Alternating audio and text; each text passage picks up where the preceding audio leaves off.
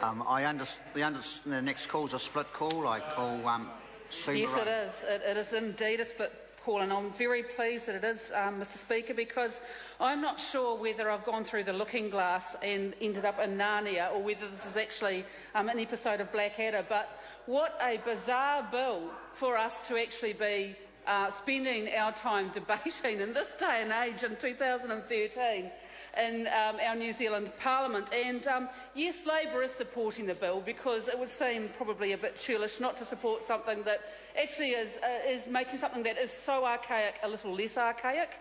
So we will support it on that basis. But for goodness sake, Mr. Speaker, I think nothing would show the New Zealand public how irrelevant and out of touch the current government is getting with the core issues going on in this country than if they were to be tuned into this debate this afternoon and hear us talking about this as if it's a piece of progressive legislation.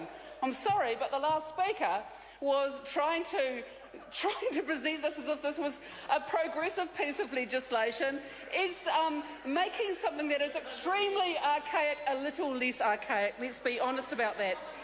And I'm not sure how exactly I ended up on the speaking list for this, but I imagine that it's because I'm supposed to be thrilled with the prospect that this is somehow bringing about something that's good for women.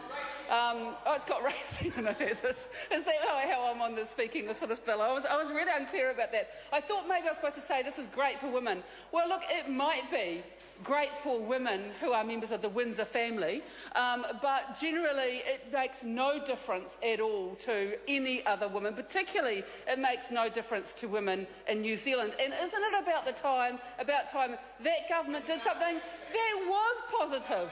The Mountbatten family, I don't know, who are they? The Windsors or the Mountbattens, whoever they are, but isn't it time that government did something that was good for the women of this country? Last week we had a Minister of Women's Affairs who said that equal pay was nothing to do with her, that she wasn't even interested in it. Order. That's not part of this bill, so Sue Moroney. Well, thank you, Mr. Speaker. I was inclined to bring the last speaker to order if she was thinking that this was a progressive bill. I thought she might have been speaking to a different one as well. But look, I thought maybe I ended up on the speaking list because I am in fact a Roman Catholic, and perhaps this is good for Roman Catholics. But again, it actually does say, well, you know, someone who's ascending to the throne can marry a Roman Catholic, but no, we cannot have any Roman Catholics sitting on the throne themselves. So again, not awfully progressive from that perspective either. Mr. Speaker, I can't see why we're taking up a lot of time in this Parliament debating something that really is archaic. I know that the members opposite, the government members opposite, have tried really hard to talk about how progressive this legislation is. Well, look, if this is as good as it gets under the national government, then they really need to get out more.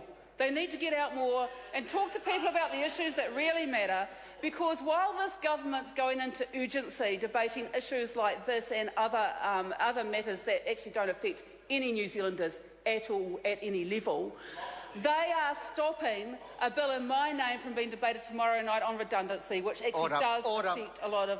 That has got nothing to do with this bill. Well, Mr. Speaker, I'll ask the member to come back to the bill. Sue Moroney. Trying to get the government to focus on things that are relevant to New Zealanders instead of this irrelevant waffle that actually doesn't make any difference, because yes, I am a woman and I am a Roman Catholic, but I'm still not going to benefit from this bill, and neither is anyone in New Zealand. So, Mr. Speaker, well, maybe they... I don't know. How could they? How could anyone in New Zealand actually benefit from this bill? I suppose if they were a Roman Catholic and they were to marry someone from the Mountbattens or the Windsors, that royal part of the breeding, then perhaps they will. But basically, Mr. Speaker, in summary, this bill is completely irrelevant to New Zealanders and the everyday issues that they face. Labour is supporting it simply because it makes something that is terribly archaic a little less archaic. I call Gareth Hughes. Kia ora, Mr. Speaker. Ngā mihi nui kia koutou.